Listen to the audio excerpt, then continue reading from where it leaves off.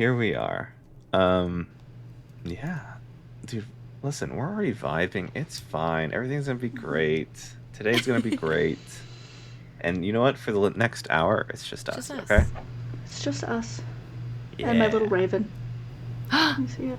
my gosh. Ooh. Oh my gosh. It's onyx. It's made of onyx, so so it's cute. calming us as we are Oh, it's all packed away. I just looked over for any of my trinkets and I said, That's you here. know Those what? That's boxes why are you're so not there. stressed. Those boxes are not there. Just forget about them. They're gone. no, I'm fine with it. It's just that everything is like, I have a very sad Professor X.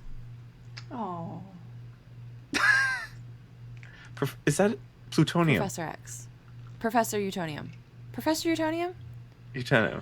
Chemical X. think Professor so. Utonium. X? Thank you. Yes. There we go. What for the mutant, the X-Men. You're right. Never mind. Listen, toys are important.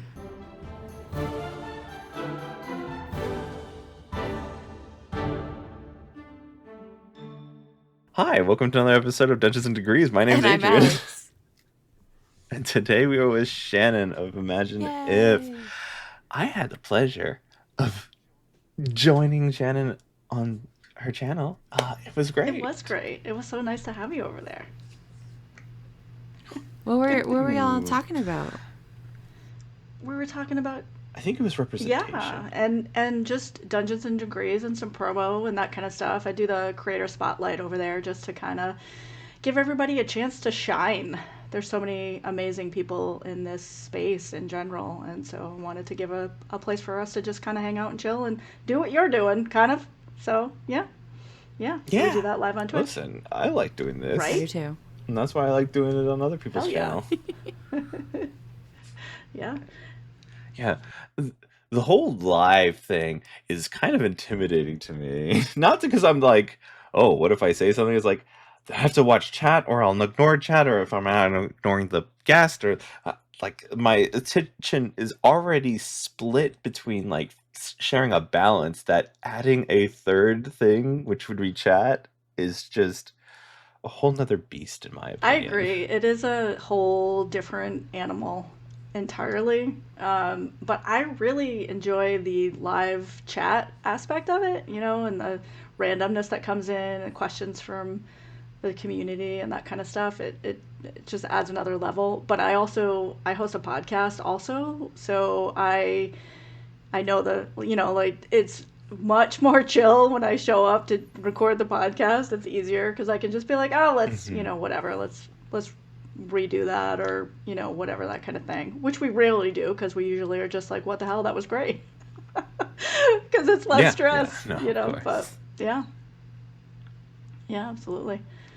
What made you get into, I guess, doing or creating ImaginIf Media? Yeah, so ImaginIf Media actually has been around for a while. I have a background in broadcast, and so I did a lot of that, just different careers in broadcast. I was an editor for a while, producer, I did graphic design, like all those kind of things. I've done a bunch of stuff, and then I formed my own company to do some things, just small stuff, and be around more, that kind of thing. So I wasn't traveling all over the place.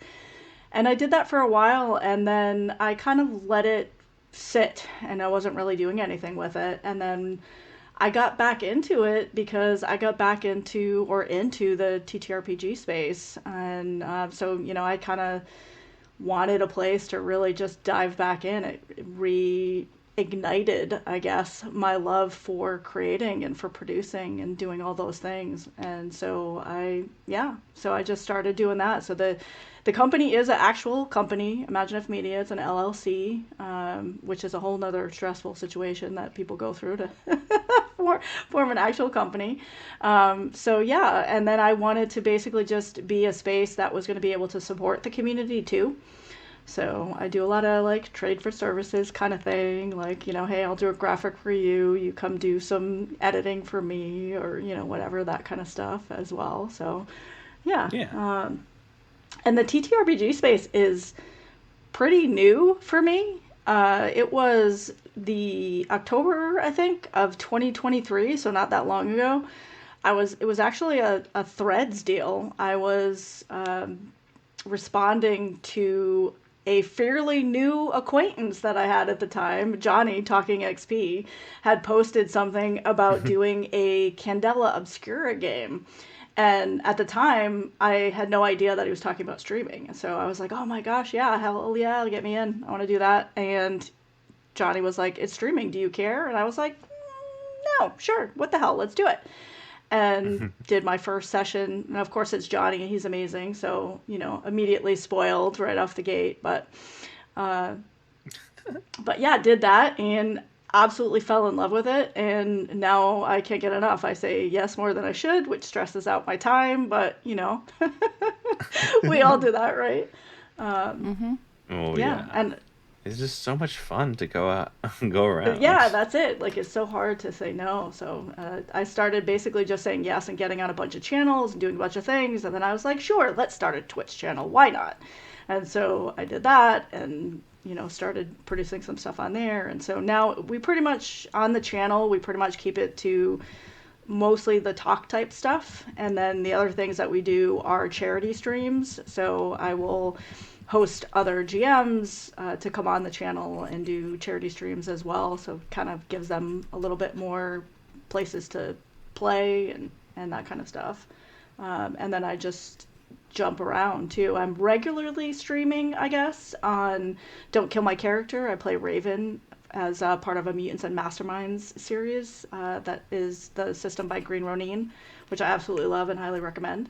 And I also play regularly in a Triangle Agency series called Redacted, and yeah, so I do that pretty regularly. But like, it's wild to me that I'm actually saying those words because it was like just over a year ago, like, a year and a half ago, that I was like, sure, let's do this. And now I'm like streaming regularly and producing stuff because it's like, typical neurodivergent. I was like, oh, I like this. That means I am going to totally immerse myself in all of the things that it means. Yeah. This And is I'm now writing my your too, whole entire so. personality. personality. You Yeah. fucking Jesus. I love you guys. Okay. Yes. Well, Exactly. we, And we met so at it's a time con for us to. because I totally immersed and I was like, hey, yeah, let's go to a con. So I actually got to meet Adrian and hang out and chill and at PAX, which was cool. So it is what it is, right? And you did your first, correct me if I'm wrong, your first cosplay? Yeah, I mean, I had like, thrown a couple of items on or whatever, but like that's pretty much it. I usually like throw on a sprinkle onesie and call it a day kind of deal. But yeah, so I started jumping into that a little bit more. So I'm actually working on my Raven cosplay right now. But I just did generic, like if I was in the middle of a TTRPG kind of rogue cosplay, nothing specific. And was like, okay, this is cool as shit. And so, I think it's because I could like carry around a belt with a bunch of really cool things hanging from it. It was like I have a bottle that is like the potion bottle from Yzma's little, it's got the little llama on it, and and it's like I can collect random shit and carry it around, and this is like a thing people do. Okay, yeah, I'm in. It's like the acceptable trinket gathering, and just like, let me show you all my trinkets at one time. Exactly. Those backpacks, right? When we were in like elementary school, it's like how many keychains can you have on your backpack? That is so legit. Yeah. And you would trade them? Oh, like that's really cool. And if it was like a special one, a special person got it or whatever. Yeah. I totally do that. I have like legit a button that I got from I did my first Critical Role cosplay, which I basically showed up as Sprinkle. That was run by Kate, the Great Cosplays, who, if you ever want to go to a cosplay event, killer. Kate does an amazing job with those. But there was a Caleb that was there that was just all decked out and had, all the things on the floor and all the trinkets and everything else. It was, and they gave me this button and was like, you're part of the Mighty Nine now. And it was like, I got this little treasure and I put it in my pocket like I was 8, carried it around. It's great. But that's what we do. Yeah. That It's wild. the inclusion to like the community, it just feels so nice and warm, especially when you like, you know, is this cosplay good enough? Am I doing enough? Or blah blah blah. But people even who have been there for a while and they're just like, yeah, you're doing this thing, you're a part of it now, kind of thing. You don't have to worry about the intensity that you in which you do it, but just that you have that passion still there. That's Yeah, awesome. totally. I think that like between I'm not great at the social media aspect of stuff because I get so burnt out on it.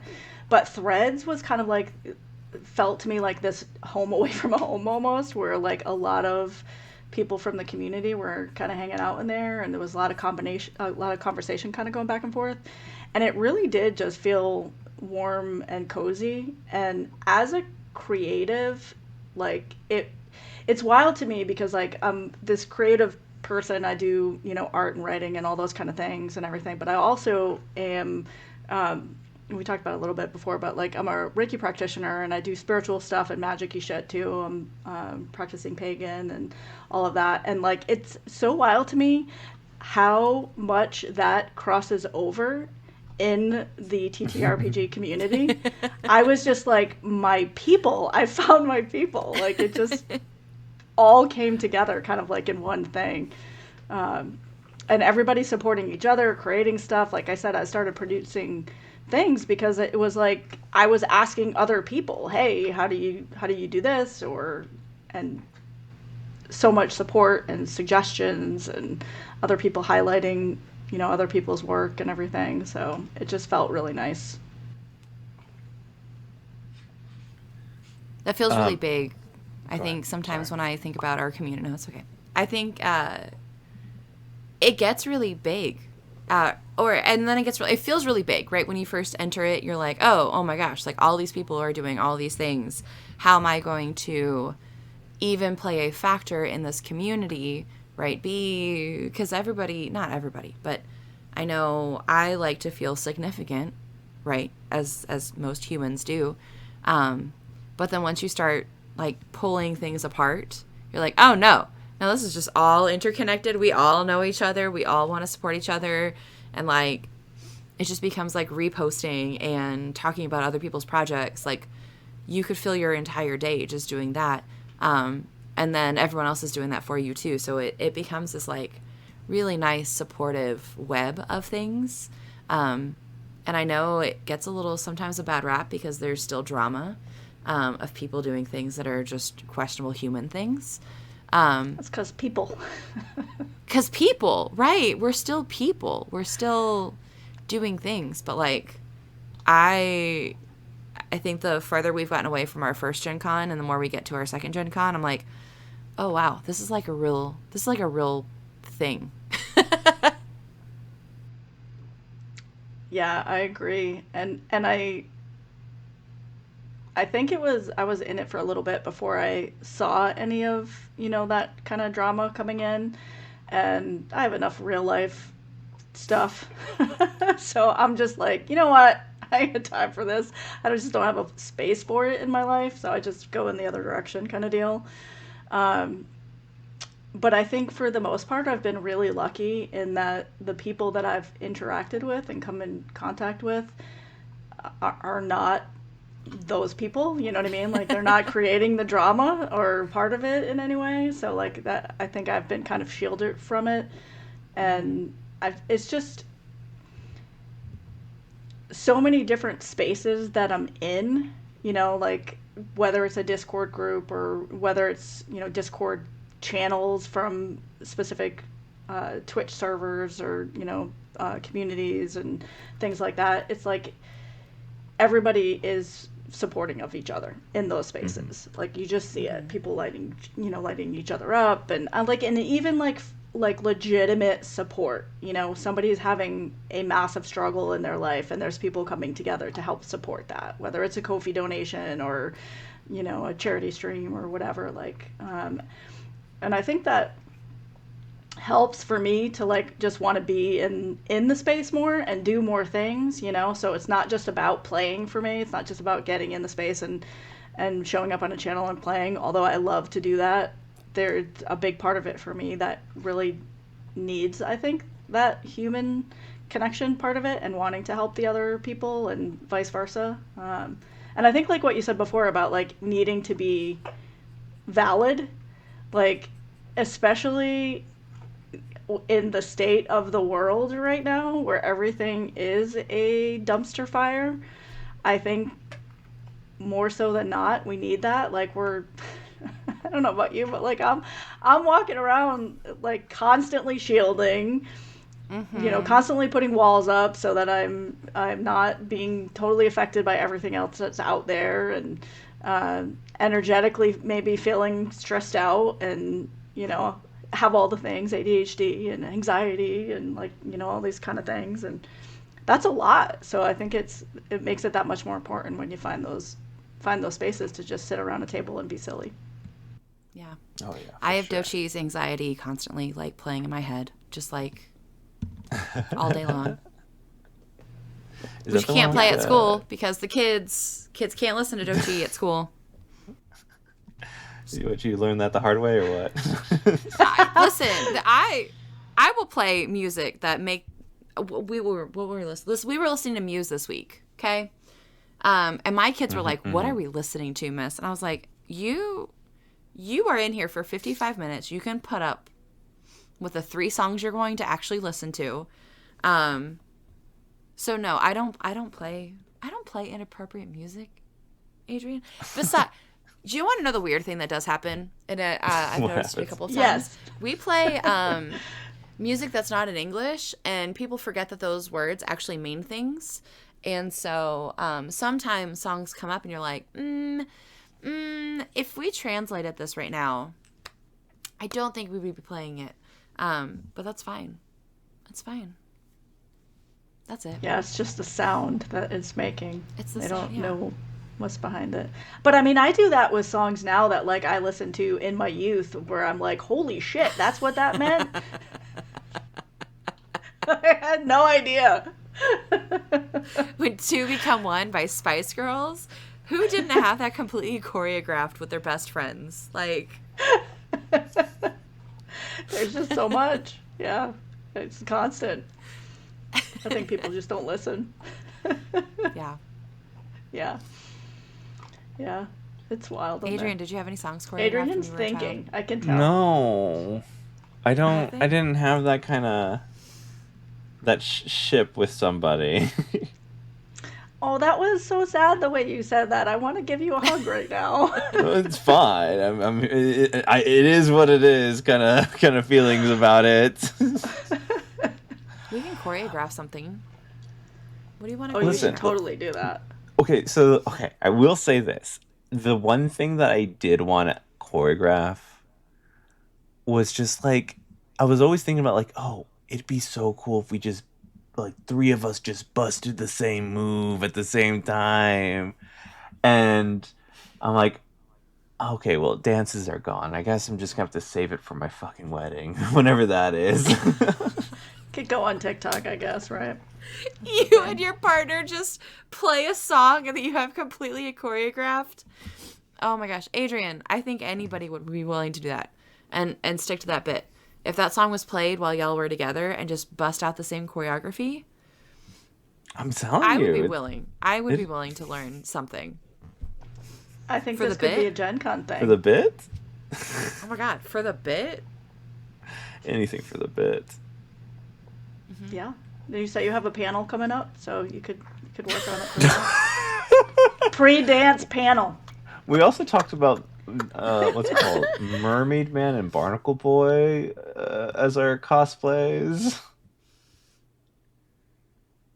You do that, but you're busy moving. Yeah, that sounds like a lot. Mermaid Man and Barnacle Boy, absolutely. It's like sweatpants and t-shirts, Adrian. Yeah, We can do the That's a retirement lot. home version. retirement home version. Oh, I love that. then we're comfy. Yeah, Yes. comfy. Yeah. That's why I show up in the sprinkle onesie. Yeah, it's so good. It's easy. Yeah. And do the other stuff. We'll we'll plan it all out. It'll be a whole thing, okay? Just You could do flash mob. don't do that. Don't Oh, come of on. course we could. Just during halfway through our panel, and here's the musical portion of the panel. Right. You We're could do gonna it to teach you promote the song, panel. and we're gonna go play it And in this is 15 minutes. Yeah. And this is how it builds community and confidence. You just gotta break out a number every once in a while. To be fair, they're scientifically supported Oh, boy. that dancing is one of the best, like, Yeah. I lost all words after I said that because I was like, why don't you believe me? Release of All tension the hormones, and stress and all that. Stress, yeah. It's a good thing to help depression. Oh my god, I have like. You mean It is. like Yeah, exercise? it's okay. No, not exercise. That's different because Ah. exercise, you're being precise when you're unless you exercise like I do, which is Darth Vader battles on a VR headset, then that may be different. So But much. yeah, but if you're exercising like most people who are very specific and, I'm doing these many repetitions and doing all of that kind of stuff, that is not freeing in any sense. Dance, you're just, you know what I mean? If you're just freestyling it or whatever, you're just letting loose. Like that's all, it's about letting go and just getting into getting into your body and the feels and all that kind of stuff. Yeah. Okay. It can also be a social activity that other people are around you, and it becomes like we're all doing this together.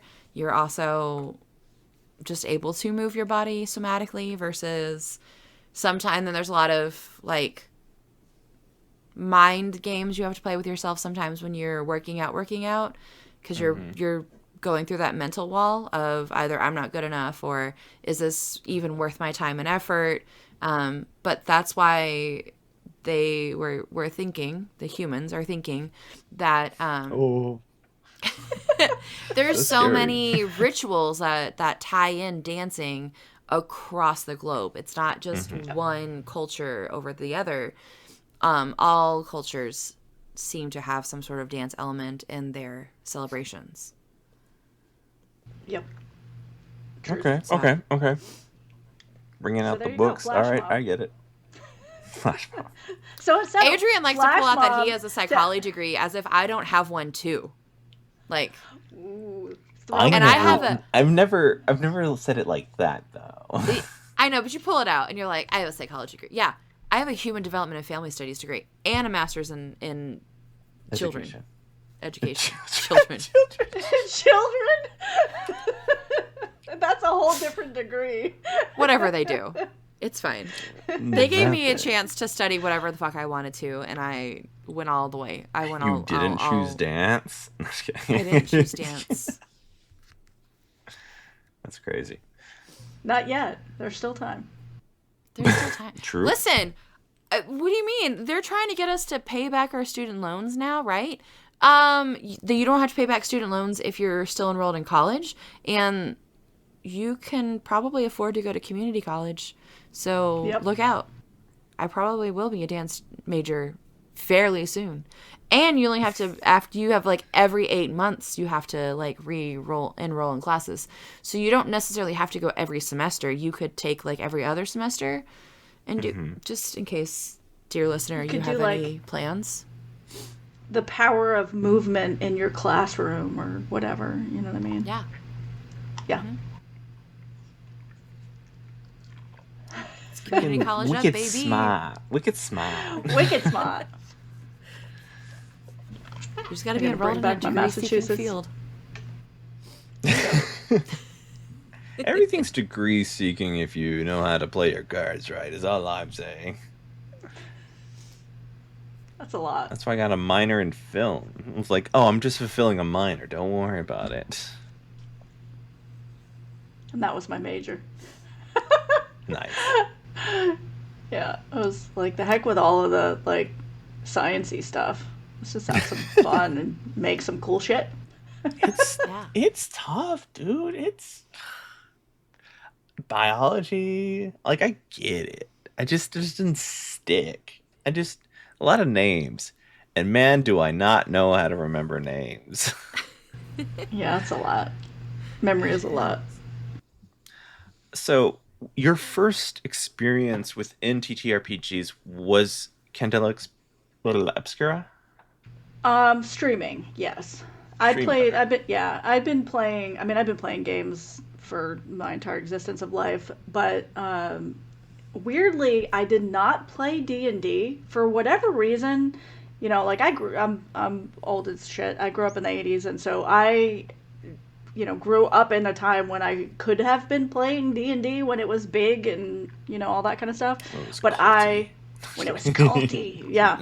But for whatever reason, I had a completely different understanding of what Dungeons and Dragons was versus what it is, which is, you know, I think a big problem in general with people. And my daughter is the one who got me into it. And really, she was just pissed at me because she was like, we could have been playing this my whole childhood. And so she was like, came at me, like, you know, like, what the hell, mom? Like, it was. It was anger and hostility, you know, and so she ran my first game that I ever played, and she's a great GM. So you know that was she also was a film major, so she's got the storytelling and all of that stuff.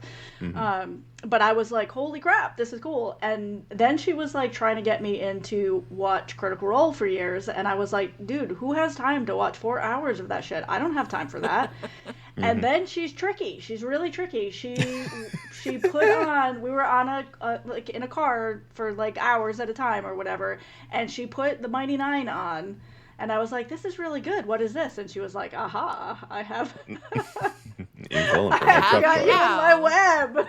Yeah, yeah. And meanwhile, you know, however many years later, I'm totally caught up on Critical Role, and I'm going to 2 live shows or whatever, you know, this year, because I was just like, this is great. And so as soon as I got into that and started playing D&D, it was like, okay, I would play it, you know, with local and that kind of stuff, but I wasn't playing a lot. And then I actually moved and went to a local game store and was like, okay, like I want to play this. Like I kind of went way outside my comfort zone and was let me try finding a group that I can play with regularly kind of deal. Hmm.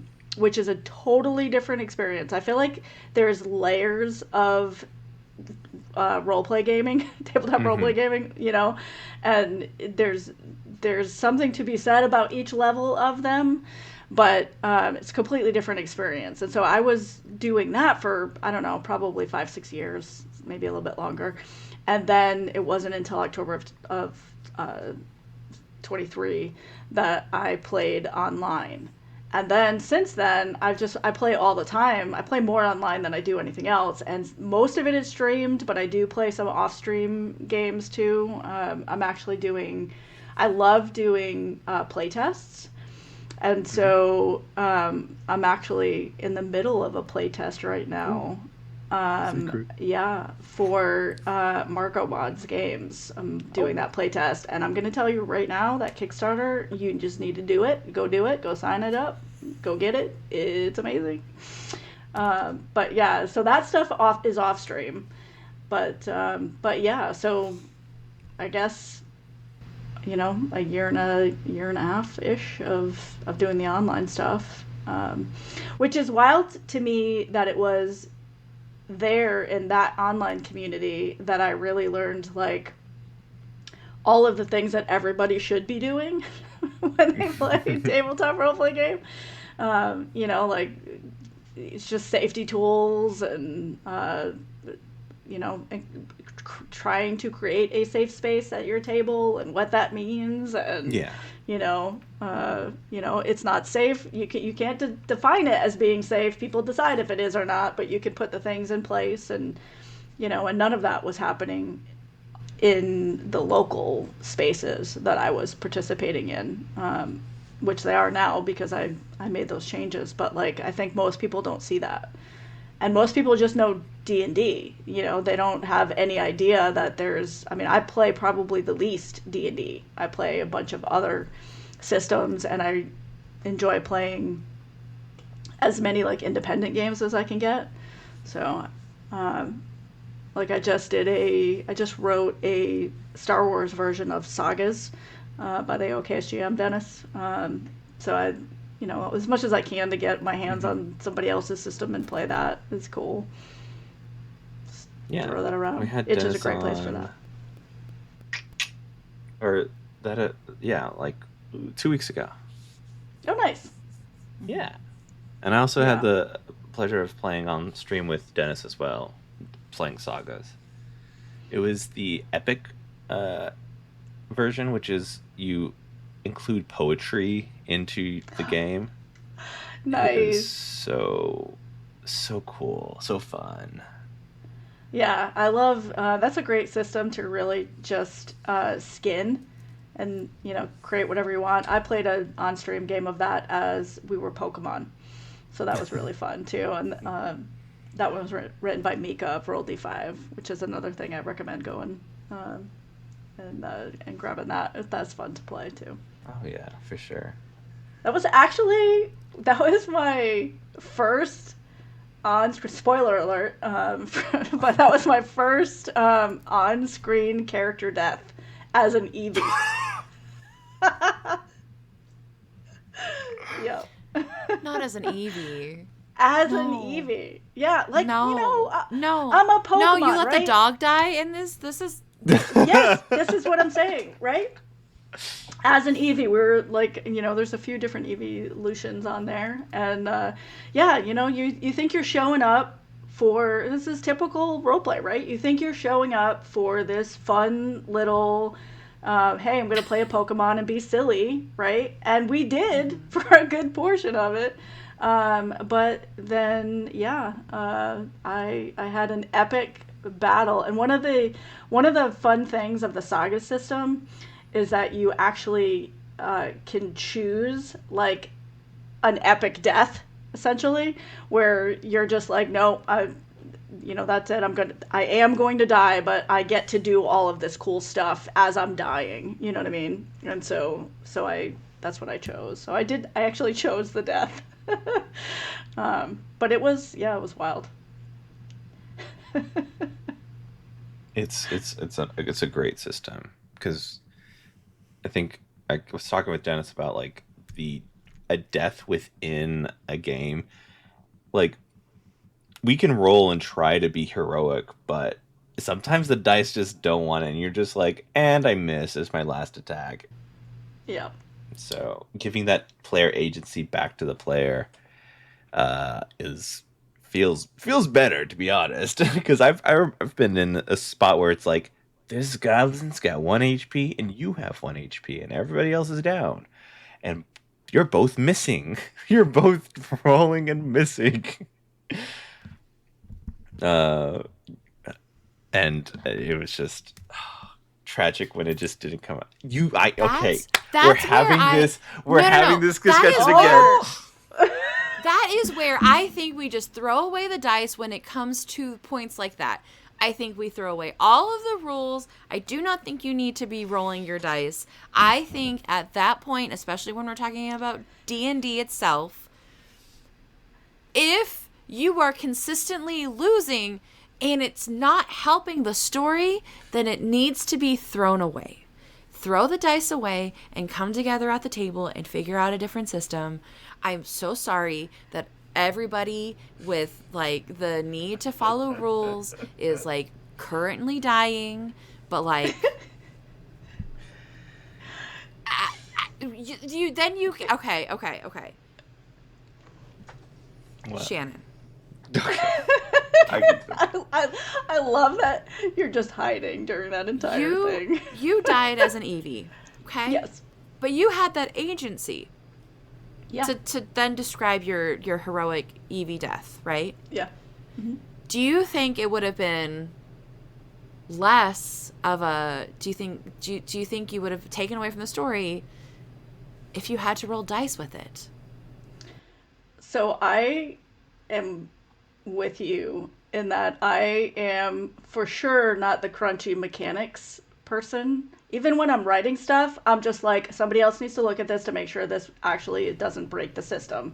Because I am 100% story driven, and what makes sense for the characters, the game, the table, all that kind of stuff takes priority. Even battling in general is like, I mean, I could play for months and never battle and be totally fine with it because I'm role playing. But I think what you said was move the story, and like that is that's what we're doing. We're sitting around a table playing a role-playing game, and in order for us to play the game and move the story forward, sometimes you have to modify the rules a little bit. And yeah, I whether I'm playing or GMing, I'm always rule of cool. And yeah. I actually did my first live I've only GM'd a little bit. This my third time GMing. I did it live last week, and I did a triangle agency game, which is an incredible system that I do not know very well at all. And I did I did the typical research that you do. You read the book, and I've played triangle agency. I had somebody assist with the rules and that kind of stuff, but there's a lot you don't know. And you just learn it as you go, just like you do any other game, right? There's so many people that get stuck because they're like, I can't GM or I can't do this because I don't know how to play. And I'm like, well, when you picked up any board game, or card game or whatever, you just grabbed it and were like, let's figure it out and just start playing. But for whatever reason, when it's a role-playing game, people are like frozen. No, I don't know the rules. I have to stop and go through all the things. And I feel like that whole rule of what you just said, move the story along, like that's primarily what we're doing. We're just sitting around a table having fun, telling made up stories and moving it along. So yeah, I'm with you. Throw out the crunchy mechanics if you have to. But I do love my dice. I have click-clacks. I'm surrounded by click-clacks. They're everywhere. No. I agree with the dice. I also know Adrian hates my I have a very I could tell. hot take. I think you should just lie at the fucking table, which is the problem, right? I think as a GM, as a DM, I don't think you ever have to be honest about about your dice rolls. It's a very hot take. There's a lot. There's nuanced. I could understand the trust at the table, like, all of those. Yeah. This is hurting me. Oh, he's dying a little inside. Oh, but you're making the story, and I think Shannon only affirms my hot take. But let me throw this at you, though. If you are at a point where you're GMing and you're feeling like you need to lie about the dice, why did you roll the dice in the first place? Why didn't you just tell the story? I would agree with rolling this. The dice. I would agree that this also falls under the yes, that you are yeah, narratively controlling, and I think the dice rolling is formality. Oh no. So the the spicy take. The spicy take is like, I guess I'm in the middle lie now. to your players, but the cutesy nuanced is like your radical no dice rolling ideas. Yeah. Sorry. So here's my thing: if there's no dice or no mechanics of any kind in the system, then you're not playing a game. Right. You're telling a story. Right. And so if you don't have any type of mechanic that you have to go by, where you're following rules or finding things out, then you're not playing a game, you're telling a story. So it sounds like I was like, oh no, did I get whammied?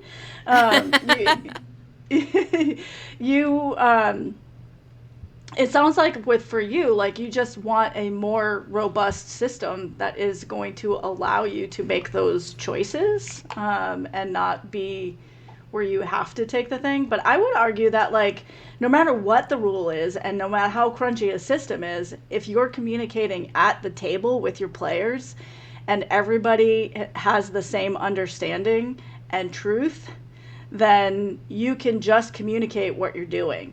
So if like for me as a player, if I'm at a table with a GM that I have trust in, I trust that GM to do whatever the GM decides to do to keep that story going in the way that we all want to at the table. Meaning they can make a choice that isn't necessarily what the crunchy rules say.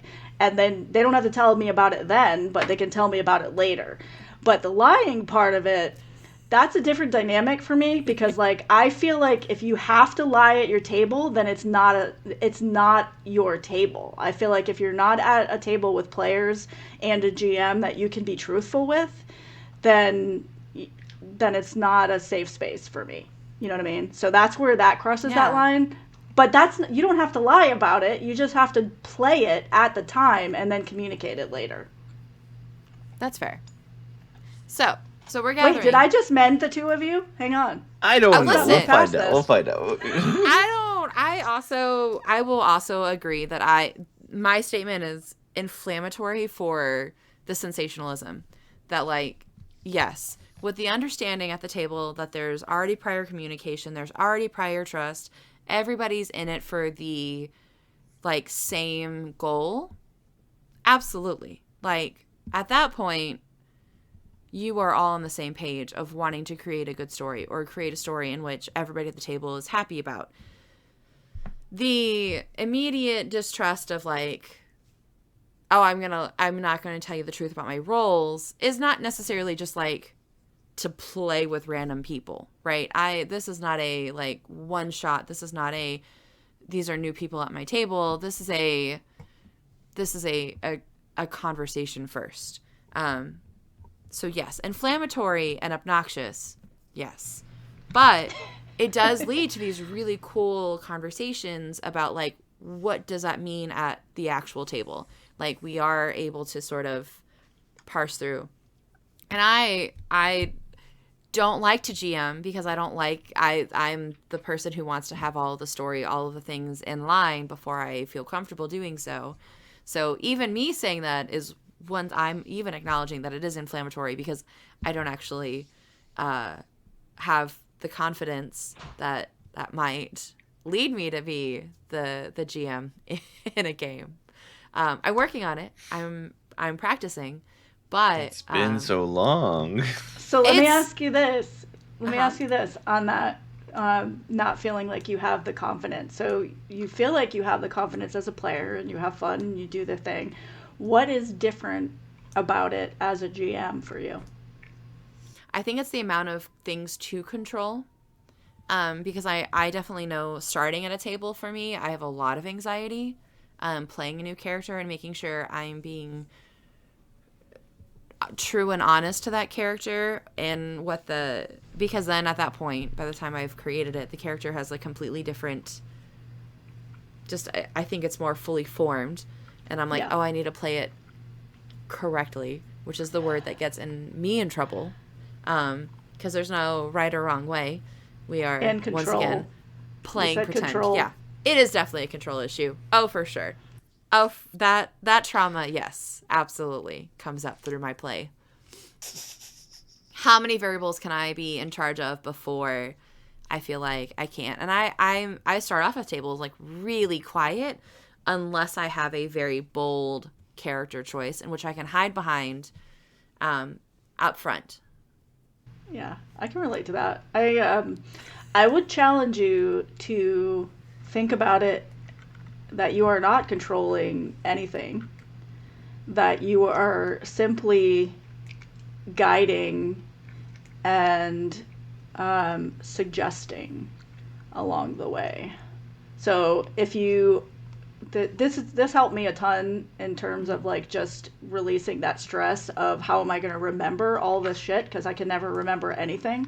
So how am I going to remember, so I did the sticky note thing, put the sticky notes of the important stuff, like, this matters. But even with that, as I was writing the sticky notes out, I was like, I mean, if I don't do this, like, who cares? Like, that doesn't really matter. And then, like, when I ran the game, like, even mid-game, I made choices mid-game that were just based on moving it in a direction to allow the story that they were telling to kind of happen.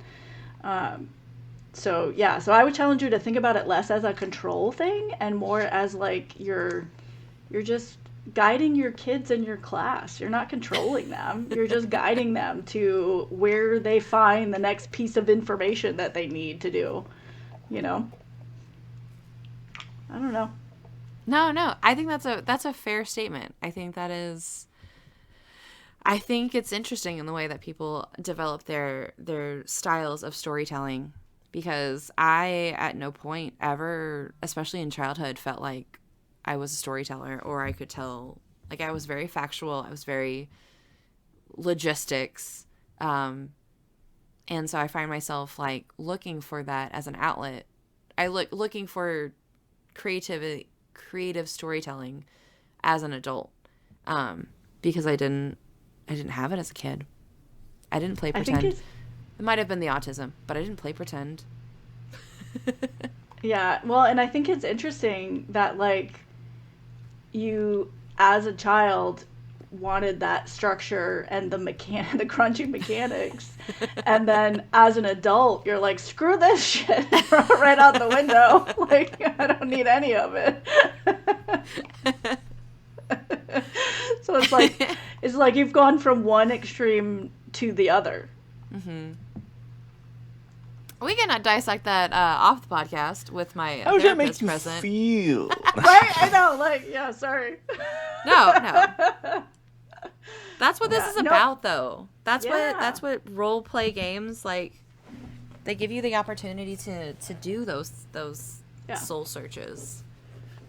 For sure. Like, I think, I mean, I have, like, I walk with grief, like, on a daily basis. So I am constantly shielding or processing trauma or avoiding it. Like, that's just my life. And so in doing that, I think so much of that comes out in my play. Like, for example, in the character I did for, I played Raven on Superhero Shenanigans, and in that backstory, I created a death in the backstory, and I created it a mystery death, and I've also like already processed some things on stream based on like the trust at the table and saying, yeah, this is fine, and you can do that.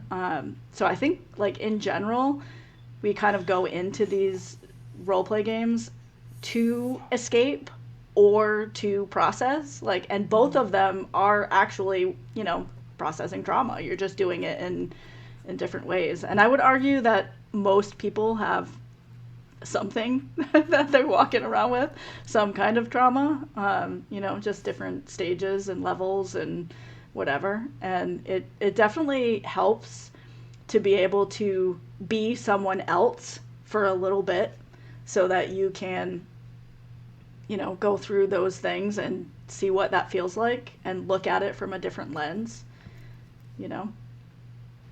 Every character that we create is just a different thing that lived inside of our head. Yeah, 100%. You writing this down?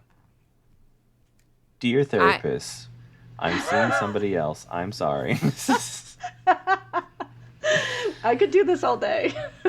I think, I mean, that okay. So I don't think it's a hot take about therapy, but like, No. therapy is the practice of like being able to identify those needs in a safe space. But therapy only starts to really work when you are outside of your therapy session and able to put that into real life steps and real life action, right? My identification that my anxiety is even in my body is a proof that the therapy I've been through is at least doing something. And like knowing, and for me, like knowing that everything is temporary, that it's not a permanent feeling. It's not a permanent level. It will ebb and flow. There are changes in it. Like that, for me, I still practice therapy things even without you know, my therapist, seeing her every week or twice a week or any, like, just, I have her on as a need, what am I thinking? Words. As words. Need to know basis. As needed. As needed, yeah. So I'm at the point with her that I'm like, it is as needed. It's not necessarily regularly, because I function best with, like, practicing and then coming back and saying, okay, here's this, this, and this. Because I will think about it all day long. I have to feel it in my body, and that's just how I move. Yeah. We got through a lot of that just now. Wow. Hi. This is a therapy podcast now. Yeah. Well, when I'm not playing TTRPGs, that's what I do too. I host the Bring Joy Forward podcast, and I'm a Reiki practitioner, and I do coaching, or I used to do coaching. I don't really do that so much anymore, but I'm also practicing pagan, and I have a master certification in a bunch of different things that are pretty much around using play and art and play and stuff to process trauma. So yeah, it's just always in there, and yeah, it's for me, like, the more that we can connect and just be real and human with each other, you know, that's kind of like, that's the world I live in, where if I can find the ability to do that and help someone or help myself process through there, you know, I try to do that. And I think that, like, you know, you said a few things in there, specifically, like, trauma and processing and therapy and therapeutic things and all that kind of stuff. Like, you know, you hear people talk about, like, you know, a lot of witchy communities will talk about, you know, doing shadow work and all that kind of stuff. And then you'll hear, like, the love and light and, like, all the, you know, these kind of things and everything else. And, like, every person and every individual has to find what way works for them to go through emotionally, and, you know, kind of separate all the things that they go through in their life, because everybody's dealing with shit. You know, we're all processing the way we were raised, or what's going on in our life, or the state of the world, or, you know, whatever. And, like, so then we have to find ways to process that. And I think that's why TTRPGs are such a great source for that, because we are constantly processing that, you know. Mm-hmm. And whether you see a therapist or don't see a therapist, or, you know, you go to, you know, crystal bowl meditations on Saturday night, like, you go to the gym and you work out, like, what, all of these things are different ways that you're processing and feeling things in your body. Mm-hmm. Because that's, you know, for me, like, that's the biggest thing that you said was, like, you're feeling it in your body. And it's like, yes, once you can recognize, like, when I lead meditations, that's, like, one of the first things I talk about is notice where you're feeling this in your body as you're letting it go. Because it's, you have to acknowledge where that is and how that feels before you can even do anything with it, you know. Mm-hmm. So much of that stress is just living in your body and just doesn't have anywhere to go yet. So it's like a constant thing that we're doing, I think, for the rest of our life. TTRPGs are just a fun way to do it. Yay! Oh no, we gotta do this for the rest of our life? Oh no. Ew. Oh no! Yeah. But my parents got through their lives without having to do it. Why do I have to do it? Gotta pick it up. Right. Pick up the work. Generational trauma. Let's just clean it up. Yep, that's it. So much of it. Yeah. Yeah.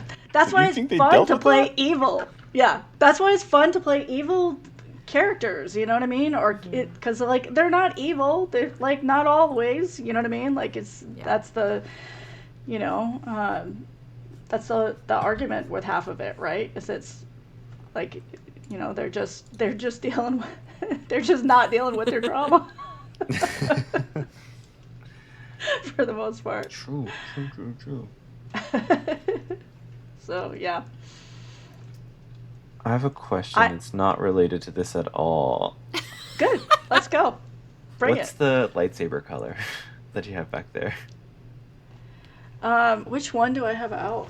That's my Yoda saber that's out there. But it's not, but my background is blue lit up with other things right now. But my lightsaber, that's my Yoda saber. But I have a few of them. I have Yoda, Princess Leia. I have one that I made. For my 50th birthday, I built a lightsaber because that's who I am. If you want to know anything about me, that tells you everything. What? You built it. Where did you build it? Did you build it at Disney World? Okay, which one did you get?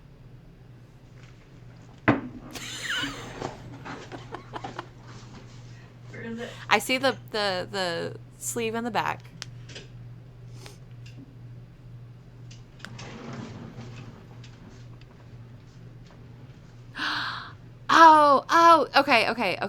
Okay. That's beautiful. Thank you. I did the one that was like natural, so like that's a tusk. Yeah. So, yeah. I did the one that looks like it's the elven looking one. Cool. People are going to be dying listening to this podcast and be like, it's the, and then give us the actual name of the style that it was. And It's okay. So yeah. That means I don't know what it is. Yeah. Somebody, listen, if you know what this is that I built, I could tell you, but it has something to do with like nature. I don't know. Yeah. But, yeah. I have the, like, if I High could, Republic like, version. oh, nice. It's pretty. Yeah. I am such a Star Wars geek, obviously. And like, this over here is a backpack. That's what when I go play D&D locally, I carry my Zelda shield, my Link shield on my back. So cool. I'm basically like an 8-year-old boy, essentially, inside. There's no problem here. There's none. Yeah. Yeah. Life totally is understand. filled with so much crap, right? So do what you can to just keep moving towards the joy. Just find all this. Just say yes to the things that make you feel good. Oh yeah. Oh yeah. Damn it. Sorry. Hit the mic. You're so just making all sorts of noise over there. What's going on today?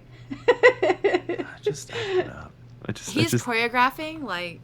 No, I'm not. He is. He's working on the flash mob. It's going to be a flash mob that you're going to do, and you're going to like do it in the vendor hall flash mob to promote your panel that you're going to be doing. That's what's happening. I'm just here to cause chaos. Putting just myself pick out one K-pop song, and then we will have everybody. Yes, do it. Do it. I'll flash mob with you. Just tell me where to show up. Oh, are you gonna be at Gen Con? I am going to be at Gen Con. I'm going to be on a panel of some sort that Classic Sam is going to be running. Something to do with this kind of stuff, doing, hosting these kind of shows and things like that. Nice. Yeah. I don't know. Again, I just say yes to things. People are like, you want to do this? It sounds like fun. Sure. Let's do it. Classic Sam is so great. Agreed.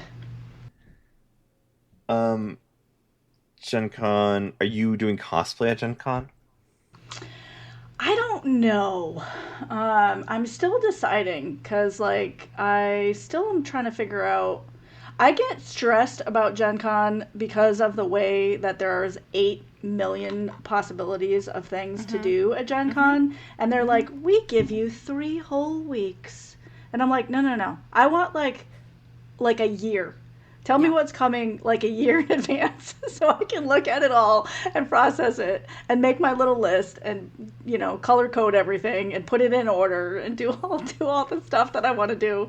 So I get stressed out about that. Reserve or you don't get it ever. Yeah. Yes, it is so stressful. Last year was the first year I went, and I went with my daughter and her wife, and my daughter was at my house and we're sitting at the table with our lists, like pressing the button at the it was like so high stress situation, pressing the button at the exact same time to see what showed up in our cart and everything else, and I was just like, oh my god, this is a lot. This is This is a madness. lot. Yep. This is madness. Yeah. So I don't know, because like I also just kind of like really enjoy um like randomly doing things too. So it's like this weird dynamic. I don't know.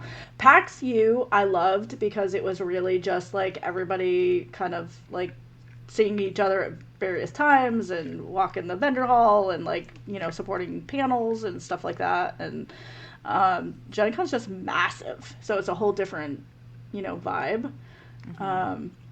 But yeah, so I don't know. So I know that's not the answer you wanted to. Am I going to cosplay? I don't know. I probably like, I probably will do something, but I just, last time I cosplayed the hell out of it. And so like, it was just an added level of stress. Oh But we yeah, for were sure. downtown last time. I was able to get into that like housing thing last Oh, year. nice. Yeah, so that was really nice because we were like a 10-minute walk away, which was no big deal. Whereas now I'm like a 25-minute drive away. So like I can't just go back to the hotel and change midday to go to an event at night, you know, kind of thing. So I don't know, we'll see. I'll make those decisions once I decide what I'm gonna do. Like, you know, what event requires Yeah. it. Like I did the Baldur's Gate thing last year, but I hadn't even played Baldur's Gate yet, so it was like I just dressed up randomly as a rogue for that one. Nice. But yeah, that was a pretty cool thing. I just know that it's just gonna be like go go go until Sunday, and then just me and Alex are gonna collapse on a restaurant for breakfast. Just like we did it, it's over. Yep. Yeah, yeah. Well, and you're doing what? You said you're doing 2 panels? Yeah. So We're doing one with just us two, just talking about confidence within TTRPGs.